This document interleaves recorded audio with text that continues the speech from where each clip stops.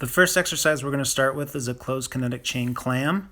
You're going to press into the floor with the outside of your bottom knee and your elbow. Now, before you bridge up, you need to make sure your ribs are pulled down and in and you have a nice neutral lumbopelvic position. Now, when you press up into this little side clam, you are also going to be pushing your hips forward. If you notice, my bottom foot is actually off the ground, so I'm actually balancing on the outside of my knee.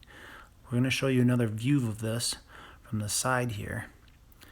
So again, my hips are going back, and as I press with the outside of my knee, they come forward, kind of like a bridge. You should be working your bottom glute here. So in this video, I'd be working my left glute is what I'd be feeling. Somewhere between 5 to 15 reps for this. This next one is a forward split squat. I want about 80 to 90% of my weight on my front leg. What I was demonstrating there is you should be able to pick your back foot up off the ground. That's how much weight is on your front foot. Now when we drop into the split squat, you want your hips to drop straight down. We're moving vertically here, so a lot of people like to shift forward and backwards when they do this. I want you moving straight up and down, pressing through the heel of your foot.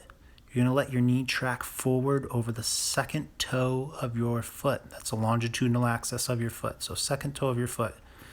In terms of reps, again, somewhere between 5 to 15 reps here. Make sure you're pressing through your front heel. Here I am demonstrating a lunge matrix.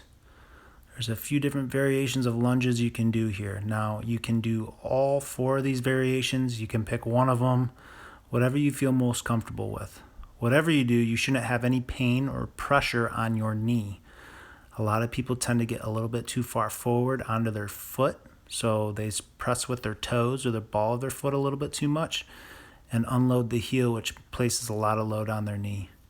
In terms of rep count, if you're doing the full matrix, 1 time around counts as 1. If you do that, I wouldn't go too much more than 5 because then you're going to be doing 20 lunges a set.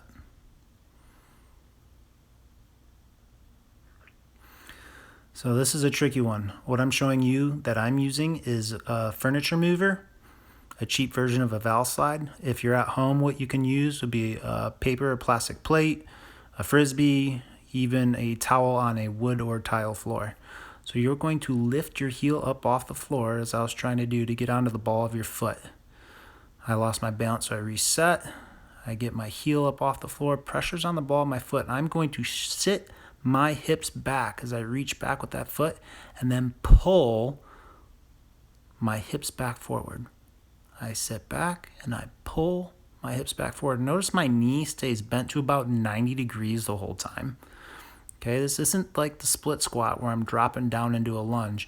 I'm actually sitting my hips back and pulling forward. This can be a tricky one because we're not loading our heel here. We're staying on the ball of our foot while we're trying to engage our hammies and glutes. It's a very challenging exercise. In terms of reps here, again, somewhere between 5 to 15 reps.